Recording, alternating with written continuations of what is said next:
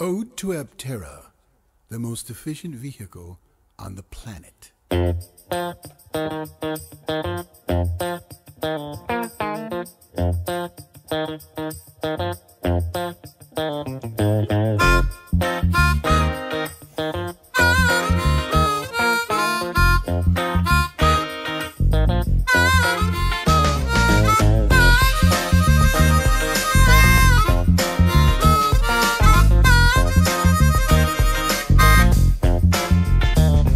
Aptera cruising, wingless flying. I love Aptera, it feels so right. Glides down the highway, taking off from the sun. No more drilling. Welcome to my Aptera Journey YouTube channel. My name is Rich Rodriguez, and this channel is intended to share with you the excitement of the all-wheel drive Aptera twisting down a mountain road, or the thrill of 150 kilowatts of power going from 0 to 4 seconds on the freeway. But we don't have an Aptera yet, but there are some things I'd like to share with you today. A little bit about me. I'm an electrical engineer. I have an MBA in finance, and I've developed capitalization tables. So seed, Series A, Series B, mezzanine, IPO. So I get that stuff.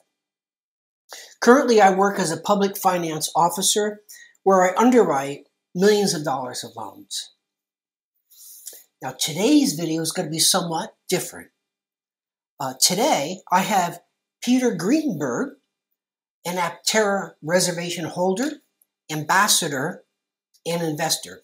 But first, I know many of you like this because it's relevant to when Aptera does an IPO. First, the financial market conditions. The last month or so, we saw the S&P on a generally upward trend. And I believe that's primarily based on the fact that the Fed is going to be increasing rates only 25 basis points rather than the 50 basis points that they have been doing recently. We just got the PCE inflation numbers this week, the Fed's preferred measure, and it rose last month 4.4% from a year ago. Now, that's good. It's down from close to 10%, but 4.4% is still roughly twice the 2% target that the Fed has for inflation. So we can expect another 25 basis points this week.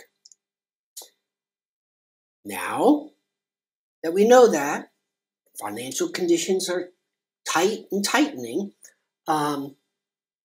it's still not quite a good time for Aptera to do an IPO, in my opinion. But it will come, my friends. Now I'd like to introduce you to Peter Greenberg.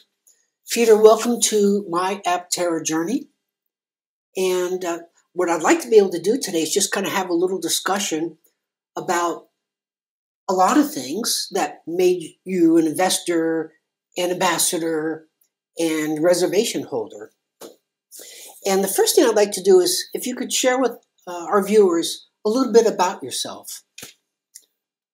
I'm Peter Greenberg, and I've been in the many businesses and fields over my life. I was a firefighter paramedic for the city of Albany for 10 years. I made solar water heaters for a few years. I had an energy efficient lighting company where we saved manufactured lighting fixtures for industrial places and saved about 110 million kilowatt hours for our customers cumulatively a year. And then for the last 13 years, I've been in the solar business. And at one time, I owned 8% of the solar in Oregon. And luckily now it's a much smaller number. There's a lot more solar, but we put solar systems in for homeowners and businesses. And I probably put in more solar on nonprofits than anybody in the state, I would say, by this time. And, yeah, that's amazing. What was the number kilowatt hours that you saved? Well, with the lighting, we save about 110 million kilowatt hours a year. Tremendous. And the solar probably produce about 15 million kilowatt hours. That's tremendous. Um, Peter, I was just curious, do you own an electric vehicle now? I have a Chevy Bolt that I got 2019. Before that, I had a plug-in Kia Niro hybrid, probably one of the first ones in the country. And I had that, and then the incentives were, the federal tax credits were going down. I figured, what the heck, I'd get an electric vehicle, and sold the Kia to my electrician that works for me. And, and before that, years ago, I had a Jetta diesel wagon that I converted to vegetable oil. And I got a bicycle that also I had put on batteries for that. It's a very similar experience that I've had. I started with a 2013 Chevrolet Volt plug-in hybrid. Then I went to the 2017 Bolt EV, fully electric. And once you go to electric, you just never want to turn back. Yeah. It's powerful. It's clean. You don't have to worry about fueling up. My guess is you fuel up at home. Just plug it in. I have a car in the garage plugged in, and if you need something, I'm fine. I have a cable out there if you need anything. I was curious, what other electric vehicles would you consider right now if you're looking for a new electric vehicle? The Aptera. I don't know if you've heard of it, but that's pretty much the only thing I consider. I have heard about the Aptera. Oh, look at this. You have one right there. It's not quite drivable yet. But, why the Aptera? It's just so interesting, unique, efficient, cool. I like the solar panels on there. I like the idea you could easily car camp. There's a lot of room for... I could darn near fit a solar panel in the back. That's amazing. How do you envision using your Aptera? Just driving and car camping. I mean, and I really don't need more business, but I'll put a logo on the side, and it would be impossible for somebody to pass me and not look at it. Yeah, it's a very, very... Just for advertising, it'd be worth it alone. Yeah, maybe tax deduction?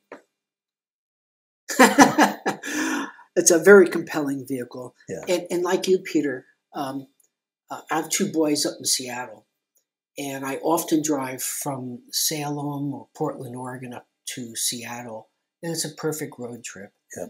And then for work, sometimes I'll go way out to Eastern Oregon, out to Ontario. That's like 5 hours on the freeway. Perfect vehicle for that. And then in my later years, I might want to take my wife and go explore places where we just haven't explored. Yeah. It's a perfect vehicle to do that, in my opinion, especially with the all-wheel drive and the camping kit. I'm getting both. Yeah, so am I. Yeah. Well, I changed my order to the Launch Edition. Yeah, me too. There you go. Who wouldn't? What are your thoughts about Aptera Motors, its senior leadership, its right to repair strategy, and its rollout strategy? Oh, I think the right to repair is terrible. You should spend a lot of money fixing a vehicle. It doesn't make sense. No, I mean, naturally, it's brilliant. And, it's terrible when I've heard stories about fixing Teslas and, all sorts of other things that just cost an enormous amount of money. And, right to repair is the way to go. I'm an electrical engineer, and I still have an affinity for electronic stuff. And I think just last night I watched an iFixit video. It was one of the first MacBooks, their laptops, where they had the complete repair manual. Wow. And it was several hundred pages. But the iFixit technician walked through the manual and said, you know what, this is pretty good. Huh. There's still a parts issue with Apple, serial numbers and stuff like that. But I'm looking forward to, and thank you for pointing that out, the right to repair. I'm looking forward to opening up the manual, and if I want to fidget with something or repair something or enhance something, having the knowledge and the tools and the documentation to be able to do that. You know, looking at, I've seen about every video on the Aptera. Actually, I've been down to Aptera Land twice and had a ride in one of them. The one with the cutoff front. Gamma. Gamma, yeah. Very quick ride around parking lot. Did you need any absorbent material after you had that test drive? It's quick. But, you know, they're obviously making it so there's the least number of parts to work on. And, you know, there's really not much maintenance at all for my Chevy Bolt, and there'll be less for the Aptera. I have over 130,000 EV miles. Wow. And about a little over 110 on my Bolt EV. Wow. And with the exception of the battery recall, which only enhanced my, I got 10% more range. Yeah. I've had zero problems with it. Yeah. The oil changes, the air filter. So I did change the cabin air filter several times. Yeah, I did that too. Yeah, the electrics are just amazing. Yeah. Now, it's hard to drive. I have a gas pickup for my solar business, and, you know, got it begrudgingly. But the chipmunks liked my old wiring, and it caught fire, so I had to get something. Not much really to even buy today quickly, you know, with electric pickups. Yeah, I think the Ford F-150 Lightning is back-ordered for quite a long time. It's been very popular. Yeah. Do you have any thoughts about that you would want to share with Aptera senior leadership? And if so, what would that be? Keep up the great work. I mean, I've been down there. I've chatted with them, and chatted with Sarah, chatted with Chris, and I think they're on the right path. They know what they're doing. They're hiring great people. Sandy Monroe, and, you know, they got the right motors. They got the right carbon fiber. No, they got it together. You know, I have to agree with you, Peter. I'm happy to disagree if I want. You know, if I have a different opinion. But bringing Sandy in, and it was Sandy that introduced Aptera to CPC, the manufacturer of the body in carbon, a vehicle that is never going to rust. And I think you shared with me before we started today that it had a tree come down on your Bolt EV, and because it's aluminum, it dented It's got little dents in it. Yeah. And that definitely wouldn't have happened with the Aptera. Yeah. You know, the weight was distributed enough. I mean, I had a little tiny crack in the windshield. I don't know how the Aptera windshield would do compared to that, but tree's a tree. But yeah, it wouldn't mess with the body at all. Yeah, it's. I remember watching Chris Anthony describe the composite body structure of the Aptera, and he goes, "Well, it's basically a football helmet. So you're driving inside a football helmet. That's pretty darn safe." Yeah. And I can imagine and we've seen videos of earlier Aptera. You can just take a hammer to it, Sledgehammer. Yeah. Sledgehammer, and yeah. When I was interested in the Aptera way back when. And then when I heard they were resurrecting, I wrote Amory Lovins, who started the Rocky Mountain Institute, kind of the world's energy guru, who I know somewhat. And he said, "Oh yeah, I'm an early reservation holder," and that was good enough for me. I signed right up, and he's an early reservation holder. Yeah. I got in about 6,000. I mean, I got in pretty quick, but it's still about 6,000. But I think I'm going to get much higher on the list with this new scheme. Well, I was at 300, and we'll see where that goes. So Aptera has had several crowdfunding rounds.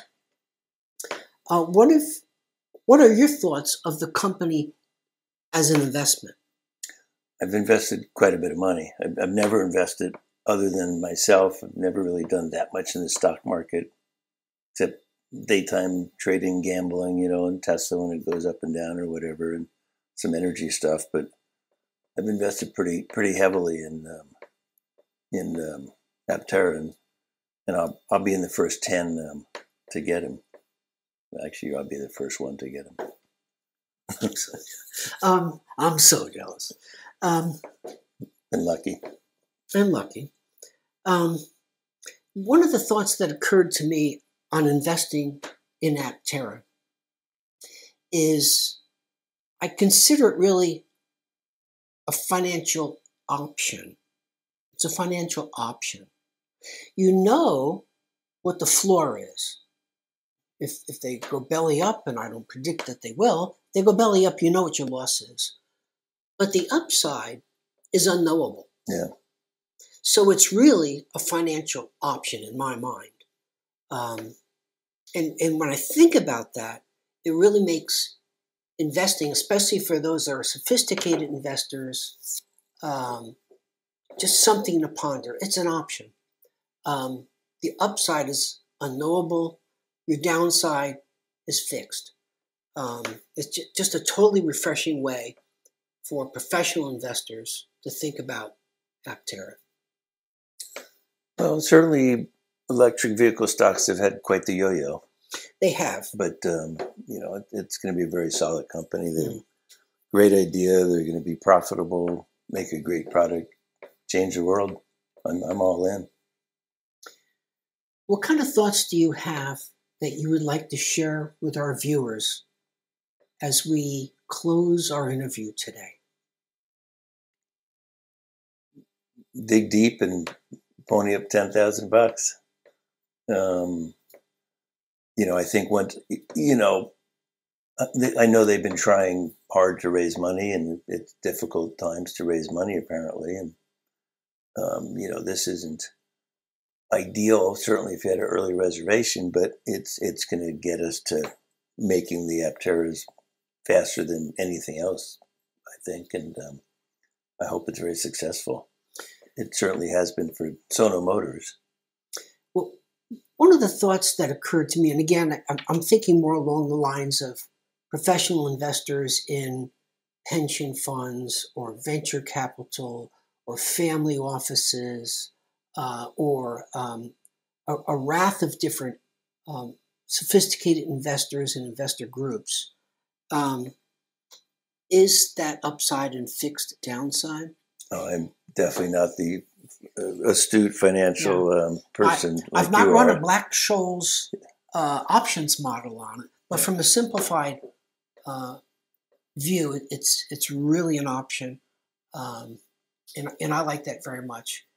I used to invest in longs and shorts, levered ETFs like 2x, 3x, positive and minus ETFs like -2, -3 ETFs on oil, which I'll never do again. When the mea culpa, when the stocks were crashing during the financial crisis, I was shorting the market. Mea culpa, it was okay. So yeah, I think Aptera is a wonderful opportunity, both from the crowdfunding standpoint, where anybody can invest, and from a professional investor standpoint. In my prediction, I made a short video, I think last week about this. My prediction is Aptera Motors is going to close their Series B funding round within 90 days. So, I really appreciate your thoughts and insights, Peter, and visiting with me on my Aptera journey for such an engaging conversation. With over $1 billion of pre-orders,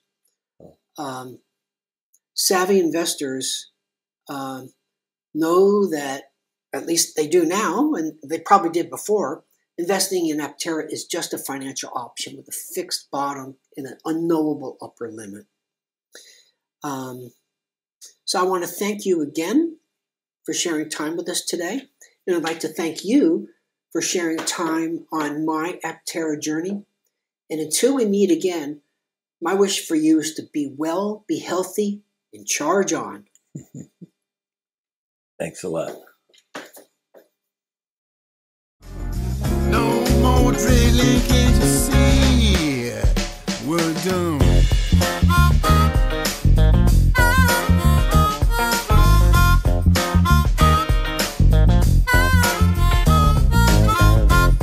Cruising, wingless flight. I love Aptera, it feels so right.